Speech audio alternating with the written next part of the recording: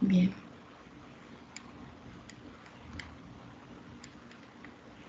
Ok. Me avisan cuando ya lo estén viendo en pantalla completa, por favor, en grande. Ya. Ya, ok. Bueno, pues entonces vamos a empezar. El tema de hoy obviamente está dentro de nuestros temas de cosmiatría y es el de fibromialgia. Lo tenemos también en esta parte de los temas corporales porque en realidad es una enfermedad que afecta básicamente a todo lo que es el sistema pues músculo-esquelético. ¿Sí tenemos bien definido cuál es el sistema músculo-esquelético, chicas? A ver, quisiera que me dijeran si todas comprenden cuál es el sistema músculo-esquelético.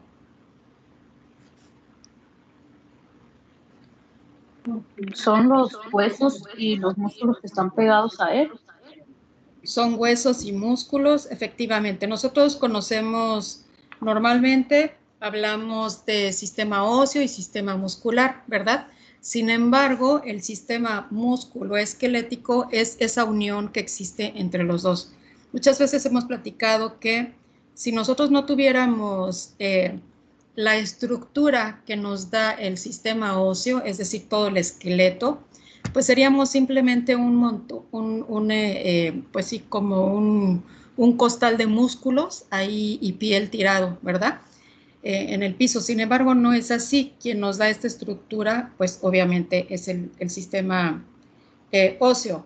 Pero para poder tener movimiento, básicamente es eso, para podernos mover, para poder realizar todas las acciones que tenemos que realizar en vida, pues necesitamos movimiento y ahí es a donde surge el sistema músculo-esquelético, también conocido como sistema locomotor, y a eso se refiere, a podernos mover, a darle vida a estos dos sistemas. En el caso del sistema musculoesquelético, obviamente habla tanto de huesos como de músculos, pero también habla de estos elementos que en un momento dado también forman parte de todo esto, como por ejemplo lo que son articulaciones, ¿verdad? Lo que son los ligamentos, ¿verdad? Tendones, incluso lo que es ¿cómo se llama? La bolsa sinovial. De hecho, a los futbolistas normalmente tienen problemas con el líquido sinovial o alguien que se haya golpeado una rodilla muy fuerte, a veces tiene ese problema. Bueno, no solamente es de la rodilla, pero bueno, ahí es a donde normalmente se ven estas afectaciones. Entonces, estos también forman parte del sistema musculoesquelético. ¿Estamos de acuerdo? Ahora sí ya lo tenemos más completo, ¿verdad? Bien, entonces, este padecimiento tiene que ver con eso y mañana que veamos eh, la parte de biodescodificación, también nos vamos a dar cuenta cómo afecta al movimiento, o sea, tiene que ver con las partes del movimiento. Bueno, dice, la fibromialgia es un trastorno caracterizado por dolor musculoesquelético, es decir, perteneciente al sistema musculoesquelético que, como les decía, es igual, es lo mismo del sistema locomotor. Si es que por alguna han escuchado más este término de sistema locomotor, bueno, es lo mismo.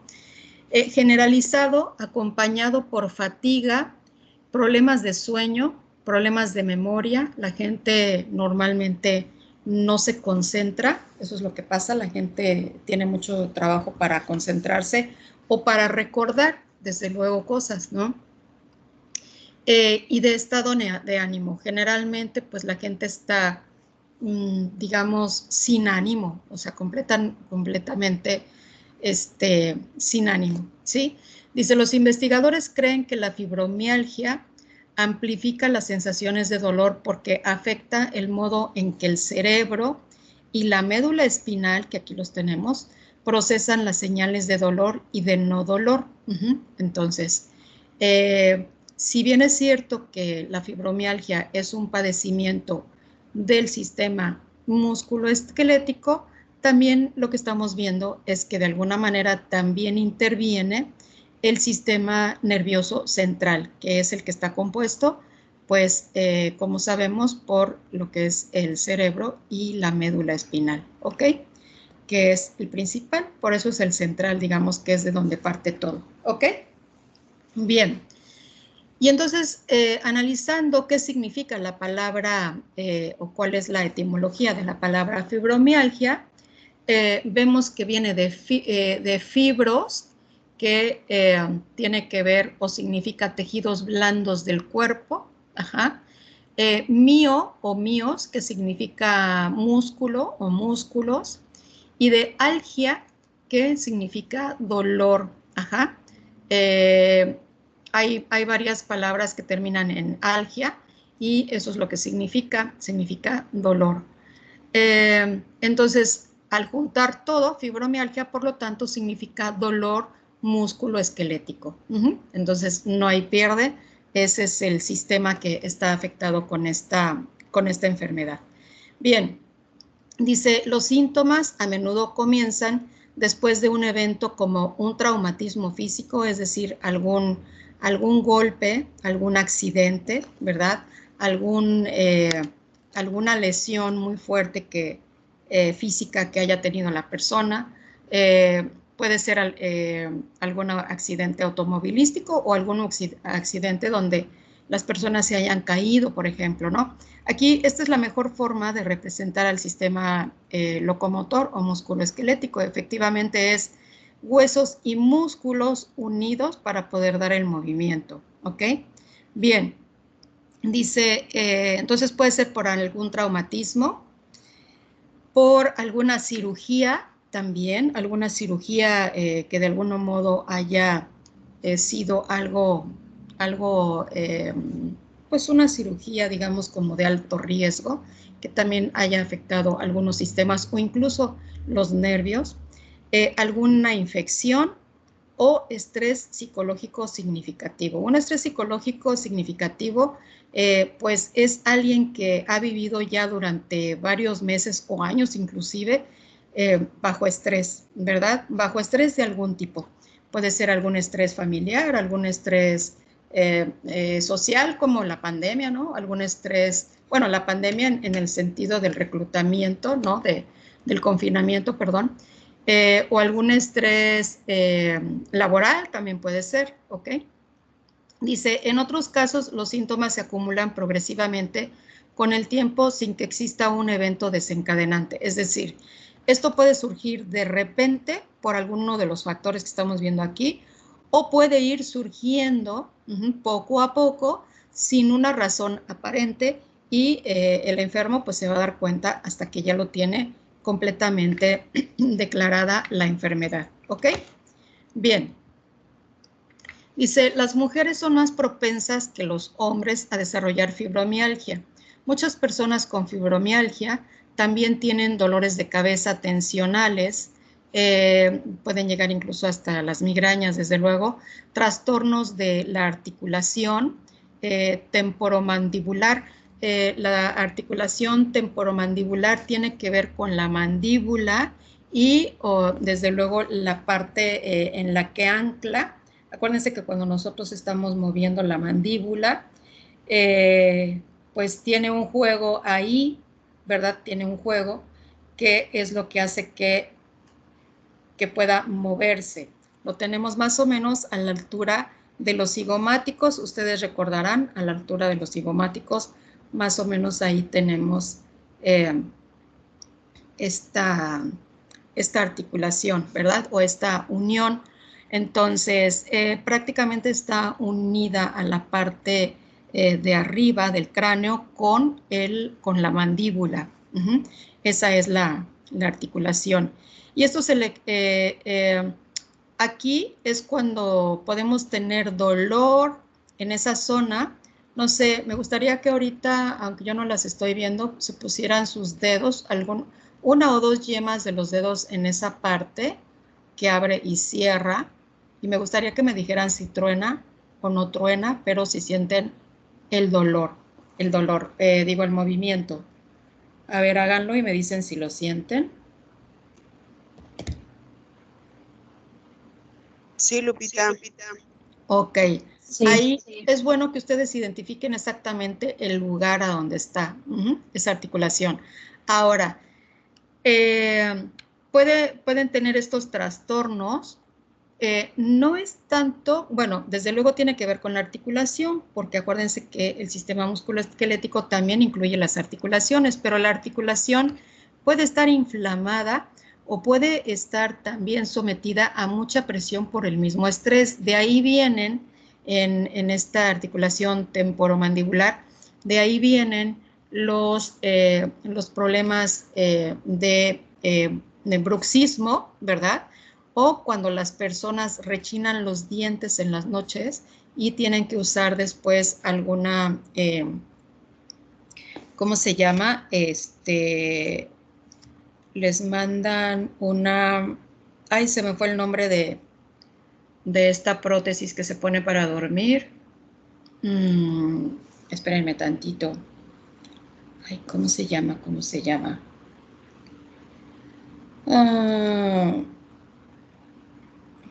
Se quita y se pone, en realidad no tiene problema, pero es para el bruxismo.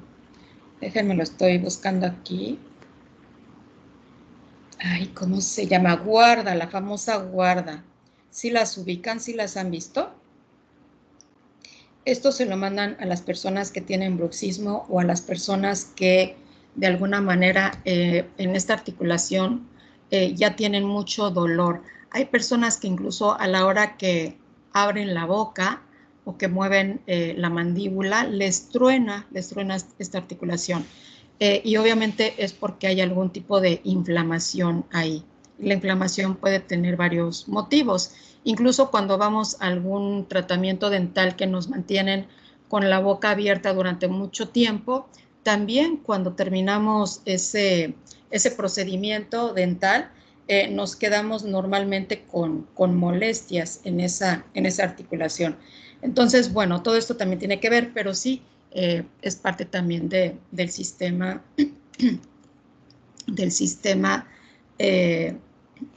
musculoesquelético. Bien, también pueden padecer síndrome de colon irritable, lo que se conoce como colitis, ¿verdad? Que es una inflamación. Itis, acuérdense que significa inflamación, ¿verdad? Entonces, se le conoce como colon irritable o colitis.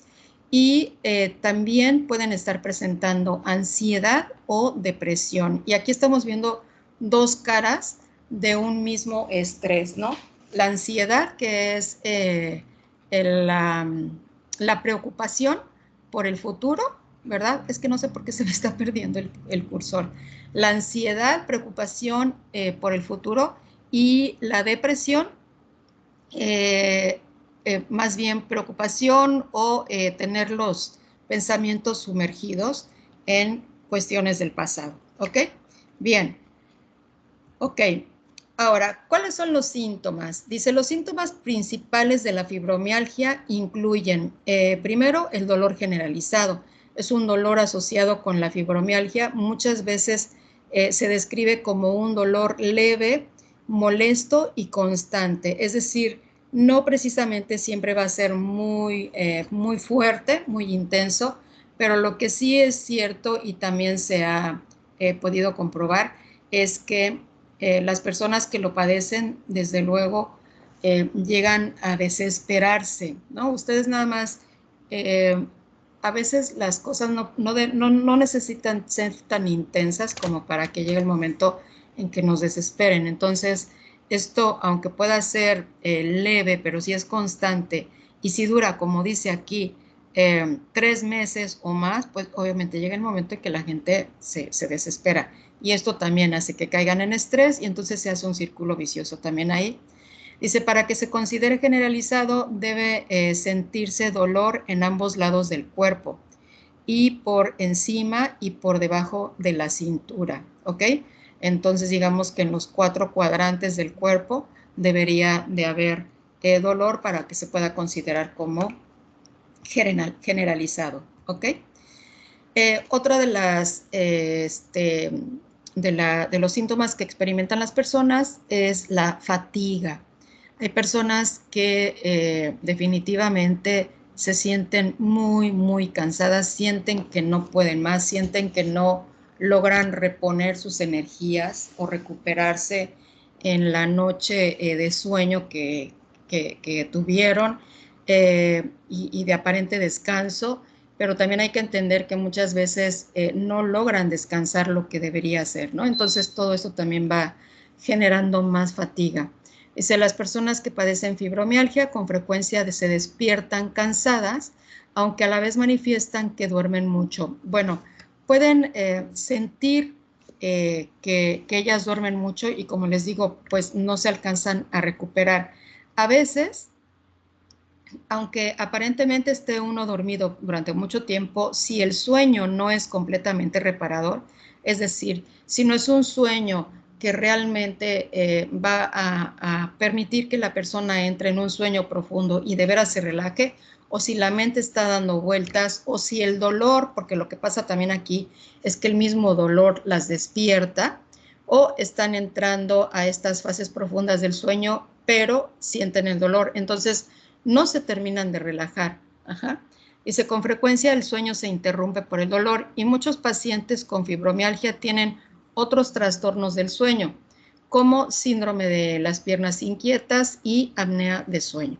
Síndrome de las piernas inquietas es que no pueden dejar de moverse y se mueven para un lado y se mueven para el otro, y en el momento en que ellas quieren dejar relajadas las piernas, en ese momento entra un impulso que los hace estarse moviendo. Entonces, claro, no logran relajarse como tal, ¿no? Y la apnea de sueño, ¿sí la recuerdan cuál es la apnea de sueño, chicas?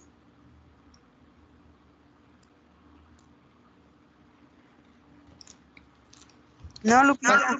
Cuando las personas están dormidas, están roncando, y de repente en ese ronquido nada más se oye que jalan aire, o sea, que jalan aire, pero, perdón, como que no están respirando, como que no están jalando aire más bien, y entra a las personas que están conscientes, pues les entra una desesperación porque sienten que pues la persona está dejando de respirar, ¿no? Entonces, esa es la famosa apnea de sueño. Bien,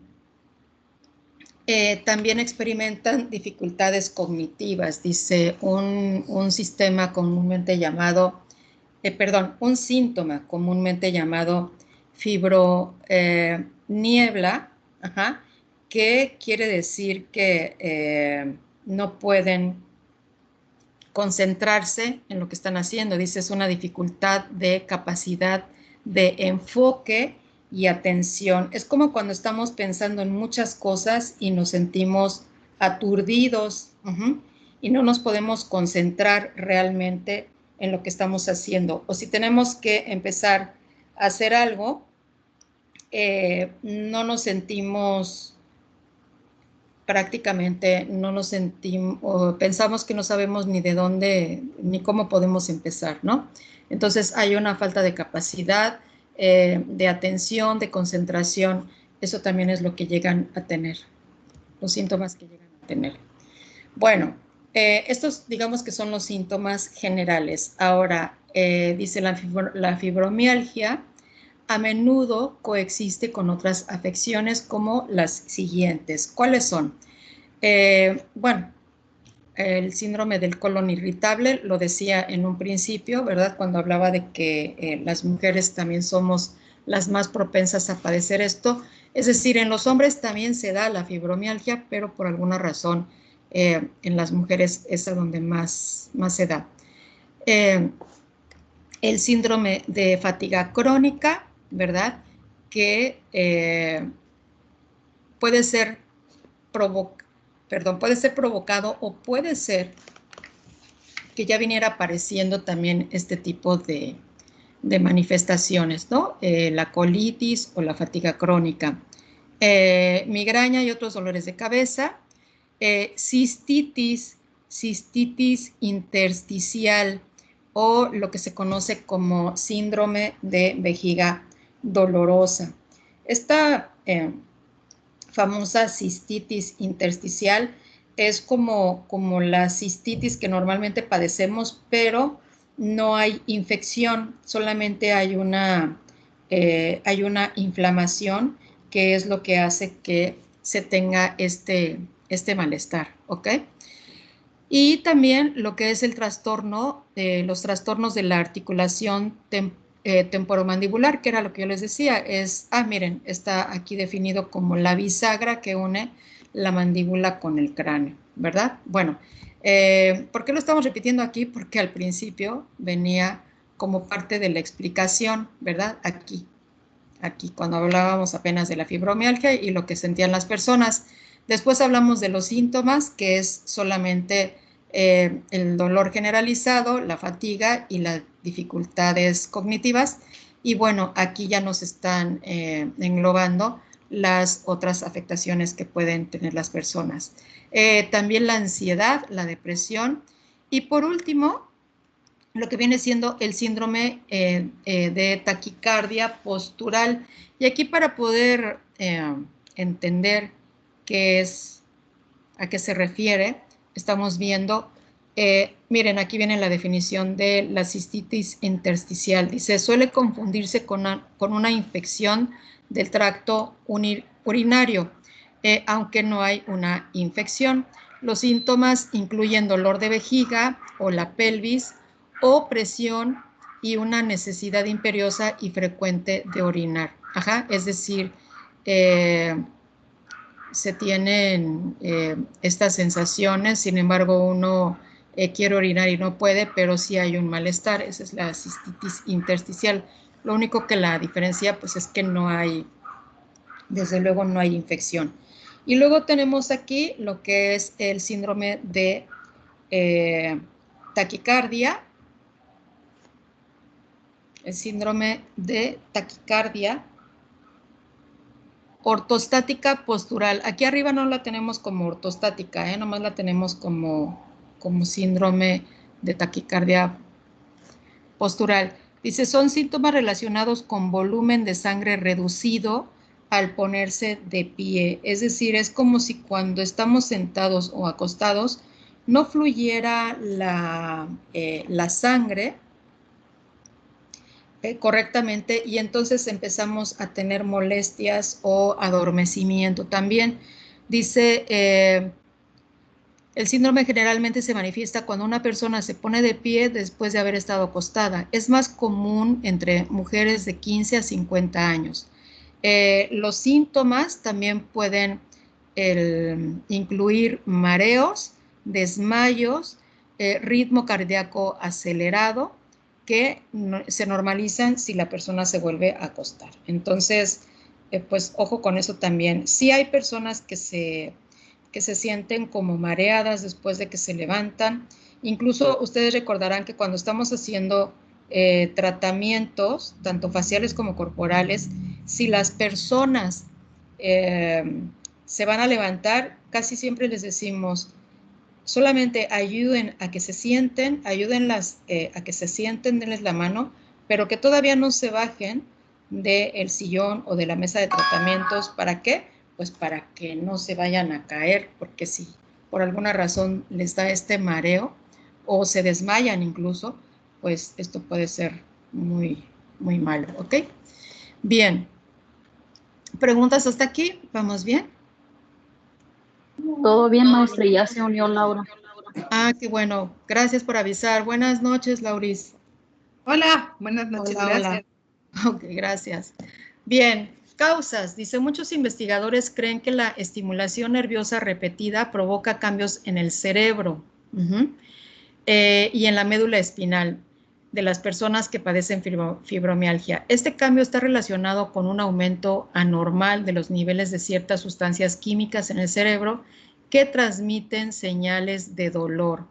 Además, al parecer, fíjense, esto es interesante, al parecer los receptores de dolor del cerebro desarrollan una especie de memoria del dolor y se hacen más sensibles lo que significa que pueden reaccionar de manera desproporcionada ante las señales de dolor y de no dolor. Es decir, las personas pueden sentir que tienen dolor cuando en realidad no existe el dolor. Ha sido un dolor que han tenido o tienen ya de tiempo que lo tienen muy bien identificado, ¿no? Entonces, a veces ya se empiezan a confundir, a veces en realidad no hay dolor, pero por esta sensibilidad que genera su memoria de dolor, ellas sienten que sí tienen el dolor. Entonces, esto es muy, muy común. Es como cuando nosotros, tenemos algo, por ejemplo, que puede ser que traigamos cargando algo muy pesado en la espalda o en las piernas y de repente, después de varias horas nos lo quitan y nosotros seguimos sintiendo como esa sensación de que ahí está. Quizá no con el mismo peso, pero tenemos esa sensación. Es algo parecido, ¿ok? Bien. Otras de las causas, dice, hay muchos factores posibles que llevan a estos cambios. Entre ellos tenemos, fíjense, también la genética. Debido a que la fibromialgia suele ser hereditaria, podría haber ciertas mutaciones genéticas que probablemente hagan más vulnerable a desarrollar este trastorno. Entonces, cuando tenemos o algún paciente tiene fibromialgia, habría que ver también, investigar si alguien de la familia también lo ha sufrido. Y de esta manera estaríamos nosotros también confirmando que la enfermedad la tenemos por cuestión de información genética.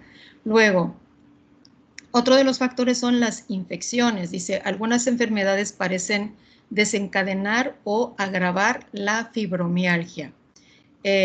Bueno, ya vimos como qué enfermedades, ¿no? La misma depresión, la ansiedad, algún problema de estrés que se esté viviendo. Ah, bueno, perdón, pero aquí estamos hablando de infecciones, me confundí un poco. Bueno, infecciones importantes que se tengan, por ejemplo, infecciones en el riñón. Ajá. Hay muchas veces que se tienen las infecciones en el riñón o que de veras exista una infección en vejiga. Alguna infección importante también lo puede desencadenar. Hablando del coronavirus, bueno, esa también pudiera ser alguna de las causas o de los posibles factores que generen después fibromialgia. Obviamente estoy hablando de las personas que sí hayan tenido, ¿cómo se llama? Coronavirus. O el otro, ¿no? La otra, el Omicron. Bueno, y luego otros factores, sucesos físicos o emocionales. Dice, la fibromialgia puede desencadenarse por un suceso físico, como lo habíamos visto en un principio, como una especie de accidente. Aquí ya prácticamente nos dicen accidente automovilístico, pero pues puede ser cualquier tipo de accidente, siempre y cuando la persona se lastime físicamente mucho, que se estrelle corriendo o que se caiga de algo muy alto, no sé, ese tipo de cosas sí la van a afectar. Y también el estrés psicológico prolongado, dice, también puede desencadenar esta enfermedad. Bueno, del estrés psicológico prolongado ya lo habíamos platicado también, ¿no? Todas las formas en que se puede dar. Y bueno, aquí nos lo están confirmando, dice factores de riesgo, el sexo, es decir, se da con más frecuencia en mujeres que en hombres, no se sabe en realidad por qué. Los antecedentes familiares, dice, es más probable que sufras fibromialgia si uno de tus padres o hermanos también tienen la afección. Bueno, pueden ser, aquí al hablar de hermanos, está hablando de personas que están en mi misma generación, ¿verdad? Pero también pueden ser padres o abuelos. ¿Alguna de ustedes tiene algún familiar con fibromialgia? ¿Algún familiar así cercano? No, yo no. No. ¿No? Ok, Lupita. ok. Bueno, dice, otros trastornos, si tienes osteoartritis, o artritis reumatoide o lupus, es más probable que también tengas fibromialgia. Fíjense cómo aquí nos están hablando de enfermedades autoinmunes también, ¿sí? Y todas estas tienen que ver con huesos, tienen que ver con huesos, articulaciones, ajá, y desde luego también en el caso del lupus, que además es también una de las enfermedades autoinmunes. Déjenme bajarle aquí el volumen a esto, espérenme tantitito. Ok, bien. Y después, aparte de todo esto, las complicaciones que se pueden dar, ¿no? Dice, el dolor, la fatiga y la mala calidad del sueño asociados con fibromialgia pueden afectar la capacidad para desenvolverse en casa o en el trabajo. La frustración de lidiar con una enfermedad que muchas veces se malinterpreta también puede causar depresión y ansiedad relacionada con la salud. ¿Saben cuál es el problema realmente de la fibromialgia? Que es una enfermedad que no se ve, solamente se siente. Entonces, muchas veces uno de los problemas es que la familia no lo cree o la familia no les cree a las personas que tienen fibromialgia. Ajá. Como no es algo que se vea, simplemente es un dolor que están experimentando, no les creen o pueden pensar que realmente se debe más bien a algo más de tipo emocional o psicológico. Esa es una de las situaciones por las cuales también la persona puede entrar en depresión o en ansiedad, porque están lidiando, o sea, hay una frustración porque están lidiando con la enfermedad o a veces también está malinterpretada, ¿no? La persona puede tener dolor, obviamente, en sus músculos, en sus articulaciones, y la familia puede estar insistiendo en que más bien es un problema porque no duerme o porque está deprimida o algún otro tipo de cosas. Pero esa es la situación. Por ahí decían que una persona que tiene fibromialgia es como una araña atrapada en su propia telaraña, es decir, es una persona que no puede desarrollarse correctamente, no puede desenvolverse correctamente, no puede hacer sus cosas bien, sin embargo, es algo que pues nadie lo está viendo, ¿ok? Entonces, esa es una de las cosas que también las puede llevar a todo esto. Bueno, ahora, ¿cómo lo diagnostican los médicos? ¿Qué es lo que tienen que hacer para saber y determinar quién puede estar padeciendo o no fibromialgia? Ok, dice aquí, para cumplir con los criterios debe existir dolor en al menos 4 de estas 5 zonas.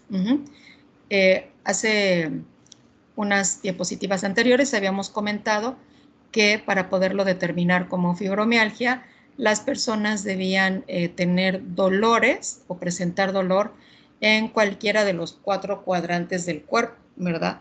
Pero bueno, aquí nos está hablando de efectivamente cuando menos 4 de estas 5 zonas. Y la primera es la región superior izquierda. Aquí se incluye el hombro, obviamente pues estamos hablando del lado izquierdo, entonces es el hombro, el brazo y la mandíbula, obviamente sería la mandíbula pues del lado izquierdo, ¿no? Eso no quiere decir que si les duele el lado izquierdo y también el derecho no valga, no, claro que sí vale, porque entonces estamos hablando de más zonas del dolor, ¿ok? Hasta ahí vamos bien, para poder ir entendiendo cómo se clasifica, ok. Luego, la región superior derecha. Dice incluidos el hombro, el brazo también y la mandíbula del lado derecho. La región inferior derecha, incluidos la cadera, el glúteo o la pierna. Muchas veces cuando las personas tienen dolor en el glúteo, se puede confundir el diagnóstico y pueden pensar que es un problema de ciática o del nervio ciático. Ajá. Entonces, por eso es que los tienen que evaluar muy, muy a fondo. Luego, región inferior izquierda, igual cadera, glúteo o pierna del lado izquierdo.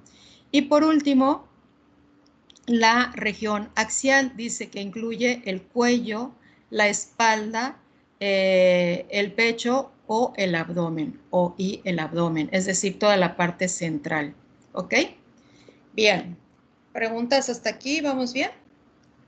¿Sí vamos bien? Sí, Lupita. Ok, bien. Me voy a regresar un poquito nada más para que ustedes lo ubiquen. Tenemos aquí el esquema donde tenemos las regiones del cuerpo. Permítanme un momentito, lo voy a ampliar. Aquí está. Okay. Estas son las regiones donde pudiera estar apareciendo, ¿ok? Tanto en lo que son laterales, incluyendo las mandíbulas, aquí está la mandíbula, y los laterales, ¿verdad? Ya sea del lado izquierdo o del derecho de la persona, ya sea enfrente o atrás, es decir, la parte frontal o la parte posterior, y las otras serían la zona central, ¿ok? Bien. Déjenme, regreso y vámonos al siguiente. Ok. Bueno. Pruebas. ¿Cuáles son las pruebas que hacen los médicos para seguir determinando si hay o no hay fibromialgia? Dice, es posible que el médico desee descartar otros trastornos que presentan síntomas similares. Efectivamente, nosotros la semana pasada le dedicamos toda la semana a estudiar a la esclerosis múltiple, ¿se acuerdan? Ahora, me gustaría que me dijeran de estos síntomas que estamos viendo en la fibromialgia, ¿cuáles son parecidos? ¿Quién me quiere decir? Lo tenemos muy reciente.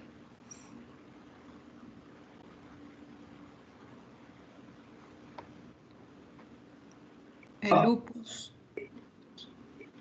la artritis. La artritis. La ansiedad. La ansiedad también, la depresión también. La depresión. Uh-huh. Entonces, ¿alguno otro que recuerden? Fíjense, el problema de la esclerosis múltiple es porque los nervios están desprotegidos, ¿se acuerdan? Con esta mielina que se empieza a perder. Entonces quedan como cables sueltos, como cables sin protección. Sin embargo, también llegan a tener, obviamente, hablábamos de que pueden tener como de repente algunas punzadas en el cuerpo. ¿Por qué? Porque son estas señales que están mandando los nervios y ellos los reciben como si fueran unas punzadas, ¿no? Entonces, sí, gracias muchachas, sí hay manera de que se pudiera confundir entre una enfermedad y otra, aunque estamos viendo que el origen real de cada una de ellas es completamente distinto, es decir, en la esclerosis múltiple, pues es por la afectación que llevan los nervios, ¿verdad? También tiene que ver con el sistema nervioso central y que están desprotegidos de su mielina. Y aquí, en este caso, no, en el caso de la fibromialgia, pues es una alteración que hay en el sistema musculoesquelético, ¿ok? Y obviamente pues hay inflamación, hay dolor, etcétera, etcétera. Bien, entonces por esa razón es que los médicos para poder descartar y poder dar un diagnóstico más certero tienen que mandar a hacer varios análisis y varios estudios. Los principales pues son los análisis de sangre, como lo estamos viendo aquí. Por ejemplo, dicen que mandan a hacer un hemograma completo, ¿sí? Esto quiere decir que ellos van a checar cuáles son, qué cantidad o qué porcentaje de glóbulos blancos tiene la persona, qué cantidad de glóbulos rojos, qué cantidad de plaquetas también, ¿sí? Toda esta información que va a arrojar el examen de sangre, les va a dar a ellos muchas pistas de si es un problema infeccioso o no. Si hubiera alguna infección, obviamente todo lo que son los glóbulos blancos llevarían más presencia, ¿estamos de acuerdo?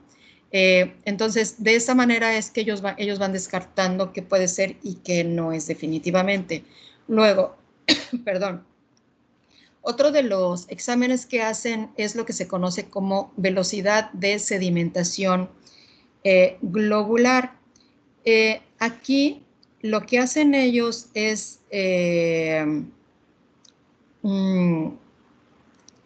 la sedimentación globular es prácticamente, es que no sé cómo explicárselos.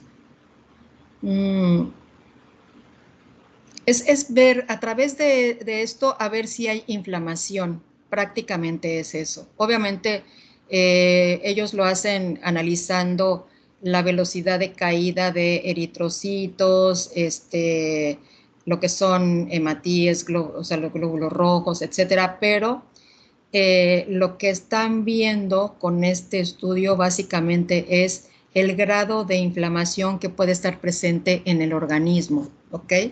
Básicamente es para lo que se realiza. Luego tienen, o mandan a hacer, perdón, también la prueba de péptidos citrulinados cíclicos. Esto es para poder diagnosticar o descartar si existe artritis reumatoide. Y en caso de que exista, también les ayuda a determinar el grado de la enfermedad y la evolución que lleva. ¿Ok? Esa es la de péptidos citrulinados cíclicos. Bueno, pruebas de la función tiroidea. Acuérdense que también habíamos comentado que pudiera ser alguna disfunción de la glándula tiroides. Entonces, en este caso también pueden mandar a hacer un perfil tiroideo para ver cómo está funcionando su glándula tiroides. Si está funcionando de más, estaríamos hablando de un hipertiroidismo, y si está funcionando de menos, estaríamos hablando de un hipotiroidismo. Ay, perdón, me salté el factor reumatoide, ¿verdad, chicas? ¿O sí lo dije? No, no lo dijo. No lo dije, ¿verdad? Perdón, es que ahorita lo estoy viendo aquí. Ok, el factor reumatoide es para saber, desde luego, si hay artritis reumatoide. También digamos que es como complementario del estudio anterior, ¿ok? Estos son como complementarios. Y también ahí pueden ellos determinar si aparte existe otra enfermedad también autoinmune. Y efectivamente aquí pueden analizar si existe lupus, o si existe algún tipo de artritis juvenil o esclerodermia. La esclerodermia la vimos la semana pasada con la esclerosis múltiple. ¿Quién se acuerda que era la esclerodermia? Apenas la vimos la semana pasada. ¿Quién se acuerda que era la esclerodermia?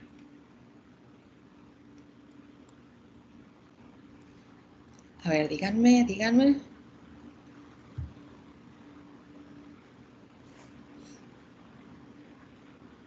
¿No? Era una inflamación precisamente en las articulaciones de la mano. Incluso la imagen que veíamos en aquella ocasión era una mujer con sus articulaciones inflamadas. ¿Ok? Bien, para eso es, o son más bien este tipo de estudios del factor reumatoide. También pueden diagnosticar aquí, con ese mismo estudio, si existiera algún tipo de tuberculosis, que es una enfermedad que se da por bacterias y que, bueno, afecta directamente lo que son los pulmones, ¿ok?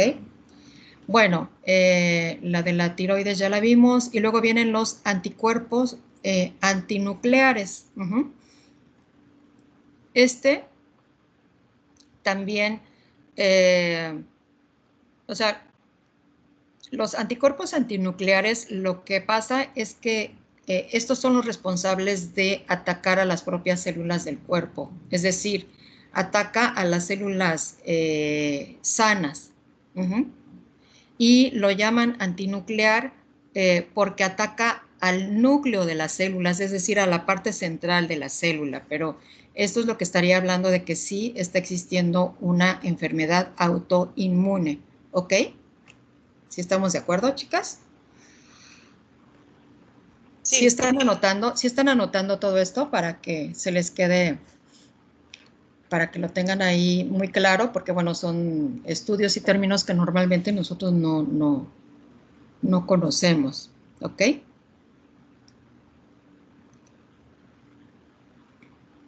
Bien. Ok. Luego tenemos la... ustedes me dicen si me voy más despacito, chicas?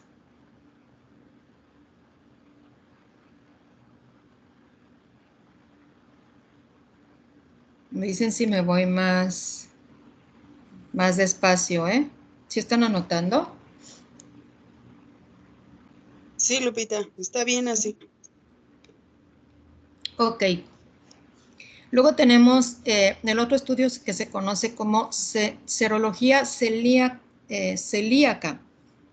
Bueno, serología viene de sueros, ¿verdad? De suero.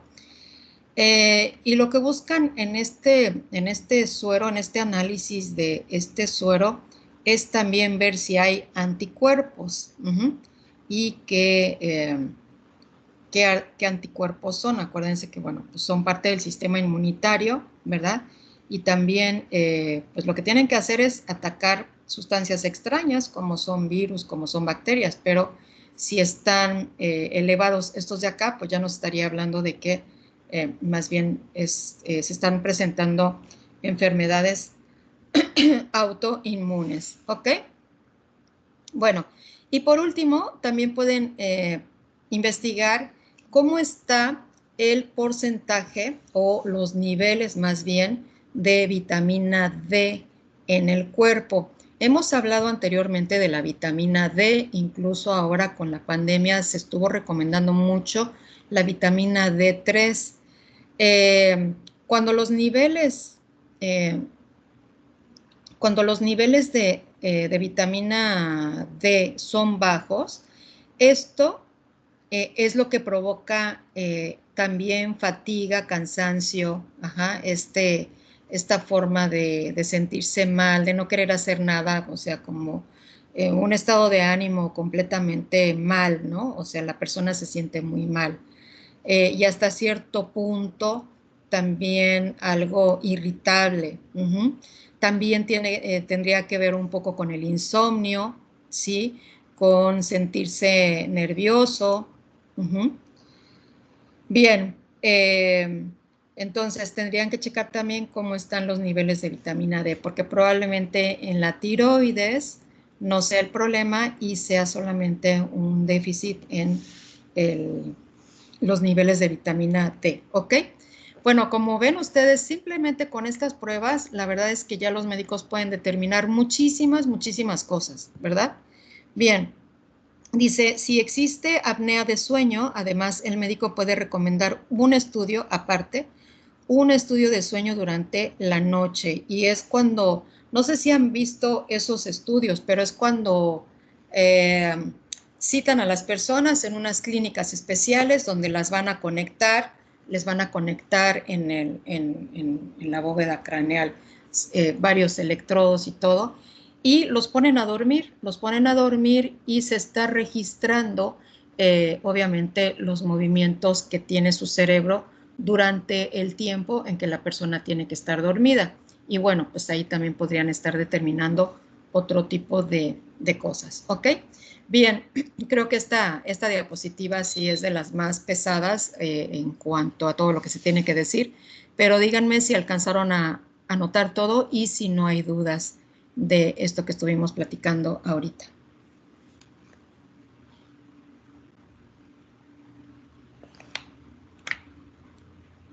Enciendan sus micrófonos porque no Todo las... bien. Ok. Muy bien. ¿Todo bien, Lupita? Sí, ok. ¿Se alcanzaron a anotar y todo? Bien. Ok, bueno. Ahora, el tratamiento. Dice, en general, los tratamientos para la fibromialgia consisten en medicamentos y estrategias de cuidado personal. Se hace hincapié en minimizar los síntomas y en mejorar el estado de salud general. No hay un solo tratamiento que funcione para todos los síntomas, pero intentar varias estrategias terapéuticas puede tener un efecto acumulativo. Fíjense cómo aquí prácticamente nos está diciendo lo mismo que sucede con la esclerosis múltiple. ¿Se acuerdan que en el caso de la esclerosis múltiple tampoco hay un tratamiento para ella? De hecho, ahí cuando se buscan tratamientos para esclerosis se van a encontrar siempre con las primeras frases que van a decir no hay un tratamiento específico para esclerosis múltiple. Pues lo mismo sucede con la fibromialgia.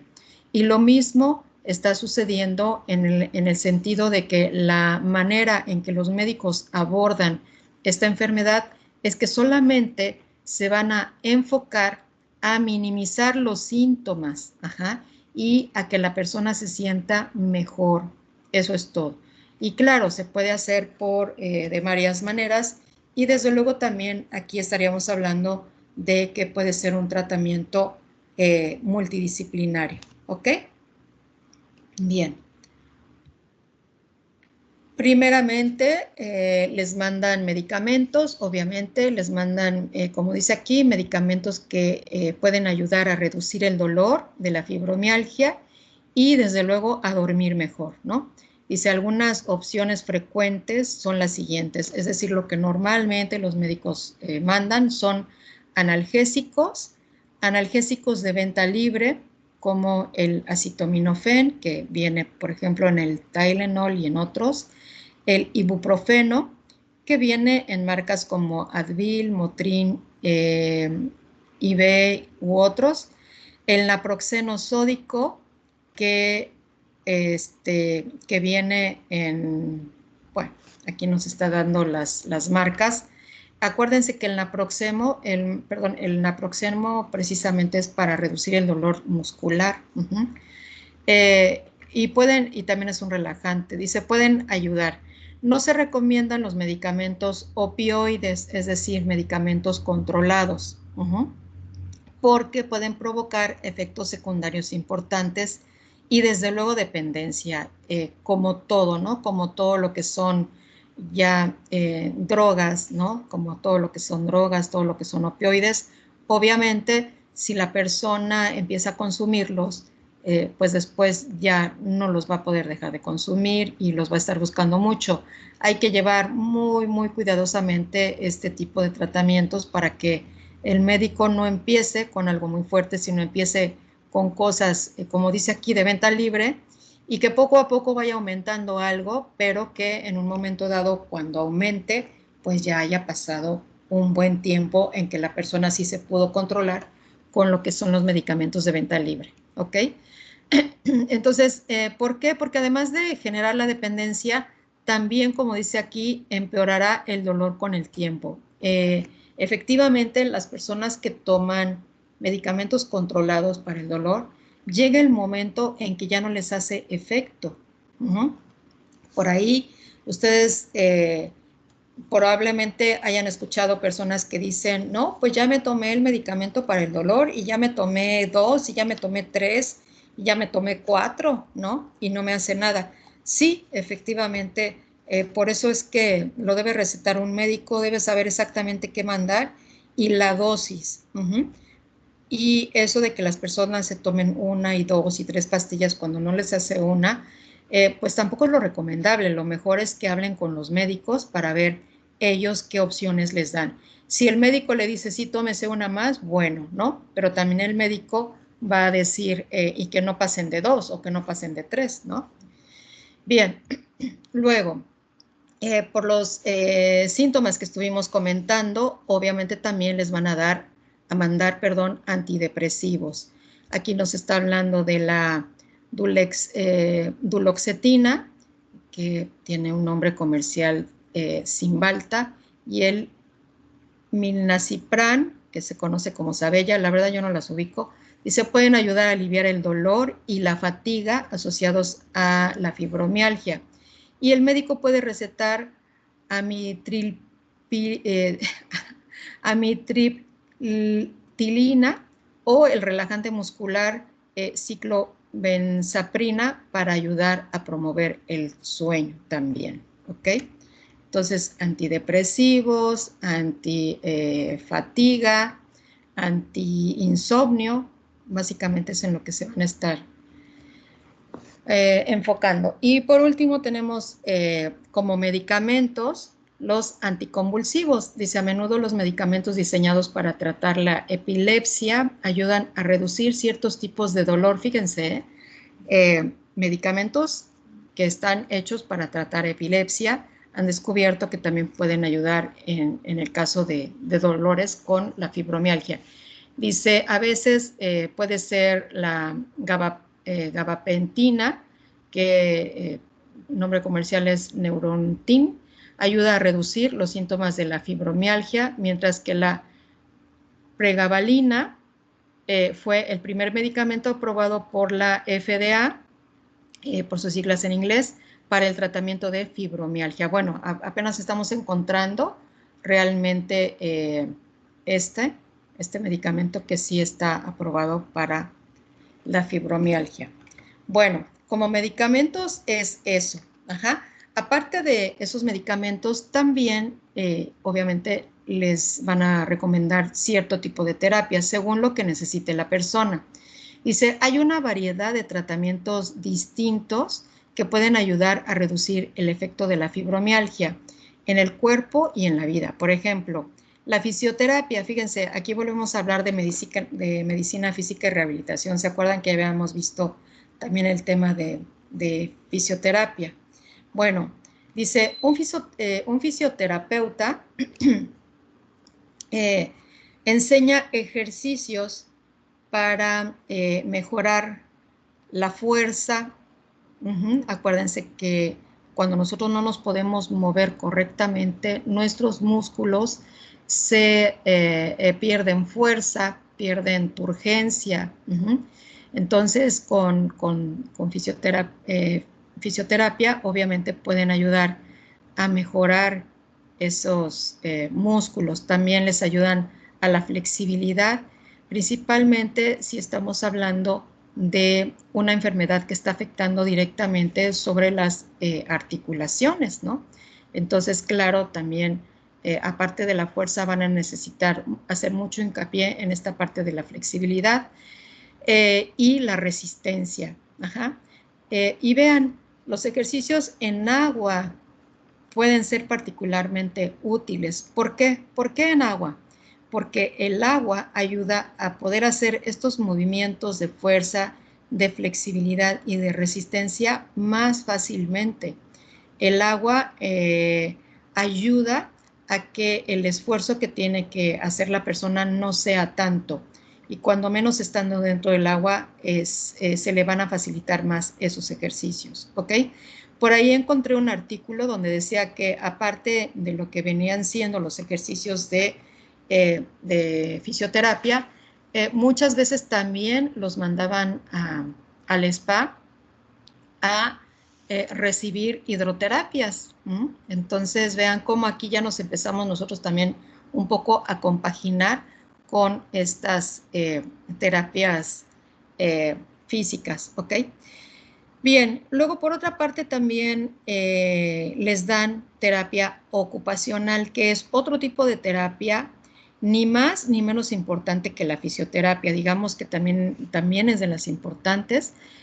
Dice, un terapeuta ocupacional ayuda a realizar ajustes en el entorno de trabajo y en la forma en que se realizan ciertas tareas para reducir el estrés del cuerpo. Bueno, esa es la definición, pero en realidad, ¿para qué va a ayudar un terapeuta ocupacional? Pues miren, las personas que tienen este tipo de enfermedades muchas veces tienen problemas para vestirse, por ejemplo, ¿no? Para vestirse, para abrocharse unos botones, para para abrocharse zapatos, ya sean con agujetas o con hebilla. Les pueden ayudar a hacer otro tipo de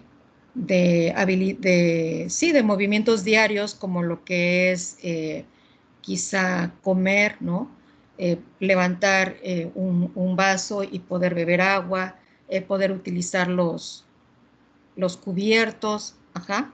Es decir, les ayudan a poder realizar todos estos movimientos que por la enfermedad se les han ido limitando. La terapia, la terapia en todos sus sentidos es muy buena para poder regresar a la persona a una vida lo más normal que se pueda y lo más autosuficiente que se pueda. Entonces, les pueden ayudar a lograr movimientos como escribir, ¿no? Cuando tienen que hacer anotaciones, a usar tijeras, por ejemplo, a usar quizá también corta uñas, es decir, todo lo que tenemos que hacer, a lavarse los dientes, todo lo que... Imagínense las actividades que llevamos diario, ¿no? O sea, diario, de levantarnos, ponernos zapatos o unas chanclitas, bañarnos, vestirnos, arreglarnos, peinarnos. También eso les pueden ayudar con ejercicios a que ellos tengan más habilidad para poder hacer todo eso. Y bueno, aquí nos podemos pasar la clase hablando de todas las actividades que tenemos, que nosotros no les ponemos atención porque es algo que hacemos desde niños y bueno, no les ponemos atención, pero el día que empezamos a tener esas discapacidades es cuando nos damos cuenta todo lo que podíamos hacer, ¿no? Y bueno, como también este tipo de enfermedades afectan a nivel emocional y mental, pues desde luego también se les da terapia psicológica o como dice aquí, asesoramiento psicológico. Dice, un psicólogo ayuda a fortalecer la confianza en las habilidades y enseña estrategias para lidiar con las situaciones estresantes. Obviamente, un psicólogo primero los va a ayudar a no tener miedo, ¿verdad? A no tener miedo de la enfermedad, a relajarse un poco en ese sentido y también a lidiar pues con las frustraciones que puedan sentir, con los dolores que de repente puedan sentir, con la incapacidad que pueden tener, ¿verdad? Y a poder sobrellevar esto de una manera diferente, es como cambiar el punto de enfoque, ¿no? De las cosas y verlo diferente y bueno, pues finalmente entre todas estas tres terapias complementarias pues los ayudan a salir adelante, ¿ok? Bien. ¿Preguntas? Ya casi vamos a terminar, pero díganme si tienen preguntas. Todo bien. Todo bien. Ok, bueno. Y por último tenemos también lo que es tratamiento alternativo. Miren, muchas personas con fibromialgia también han encontrado una buena solución con la acupuntura. Obviamente, pues está dentro de lo que es la medicina alternativa, por eso es que es un tratamiento alternativo, ¿no? Dice, ¿alguna de ustedes se han hecho acupuntura? Antes de empezar a explicar, para saber quiénes son las que ya la conocen. No. ¿No ninguna? Ok, pero sí, supongo que sí conocen, ¿verdad? ¿De qué se trata? Bueno, dice, consiste en la inserción de agujas muy finas en la piel en puntos estratégicos del cuerpo. La acupuntura es un componente clave de la medicina china tradicional y se utiliza con frecuencia para tratar el dolor. Básicamente por eso es que también les ayuda, porque trata el dolor. Si estamos hablando de personas que tienen dolor constante, como lo veíamos hace rato, ¿no? Puede ser el dolor en el hombro, puede ser en la articulación mandibular, puede ser en alguna articulación de cadera, etcétera, etcétera. Bueno, pues si con la acupuntura se quita el dolor, pues qué maravilla, ¿no? Dice, su uso es cada vez más frecuente para mejorar el bienestar general. Claro, cuando una persona, este tipo de terapias lo que tienen es que van equilibrando física y emocionalmente a las personas. Eso es lo que hacen básicamente. Entonces, si una persona se siente físicamente bien, o sea, hablar de una persona equilibrada físicamente quiere decir que una persona se siente bien, en general bien, o en lo que cabe bien, de acuerdo a su enfermedad, ¿no? Por una parte. Y luego, emocionalmente también bien, pues obviamente le va a proporcionar un bienestar, ¿no? Dice, por ejemplo, en cuestión del bienestar, dice, por ejemplo, para mejorar el estrés. Sí, porque todo esto lo trabajan a nivel del sistema nervioso. Entonces, a nivel del sistema nervioso pueden anestesiar ciertos puntos que son los que van a eliminar el dolor en ese momento, ¿ok? Y para esto tenemos aquí el mapa o el cuadro que nos habla de los puntos de acupuntura. Déjenme ampliar el cuadro también aquí. Ok. Hoy creo que no se ve muy nítido. Díganme si, bueno, las letras pequeñas definitivamente no se ven. Pero bueno, lo que queremos ver básicamente es todos los puntos que existen. ¿Ya vieron? Estos puntos los utilizan y están sacados, perdón, la base de ellos son los meridianos energéticos, cuando menos así lo trabaja la medicina china, ¿ok? Los meridianos energéticos son los meridianos de energía, que se entiende que cuando están bloqueados, la energía no fluye y entonces esa energía acumulada en un punto va a generar dolor, ¿ok? Para estudiar acupuntura, la verdad es que sí hay que estudiarla por varios años para poder hacer un buen estudio de esto. Y bueno, hay que aprenderse los puntos, ¿verdad?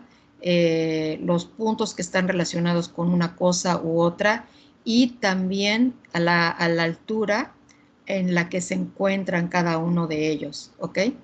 Aparte del cuerpo, también estamos viendo que en la cara y en el cráneo, cuello, hay varios puntos también de acupuntura. También tenemos puntos de acupuntura aquí, alrededor, podríamos decir alrededor de los ojos, en las manos, y aquí vemos, y qué lástima que no se ve bien la imagen, pero aquí vemos cómo hasta qué profundidad la llevan estas pequeñas agujas. Son unas agujas muy, muy delgadas. De hecho, es raro que se sienta dolor, pero sí llega a tener también muy, muy buenos resultados. Bueno, dice, al insertar agujas en puntos específicos, en estos meridianos, los acupunturistas consideran que el flujo de energía se equilibra, se reequilibra, es decir, vuelve a fluir correctamente y pues no hay, lo único que va a proporcionar para las personas pues va a ser un beneficio, ¿ok? Bien, sí, aunque no han tomado sesiones de acupuntura, pero sí habían oído hablar de ella.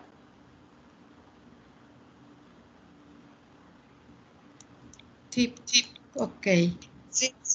Bien, dice, por el contrario, muchos acupunturistas occidentales, es decir, ya de este lado, la gente que se dedica a la acupuntura, ven a los puntos de acupuntura como lugares para estimular los nervios, los músculos, entonces en un momento dado también pueden estar influyendo en este problema de fibromialgia y en tejidos conectivos.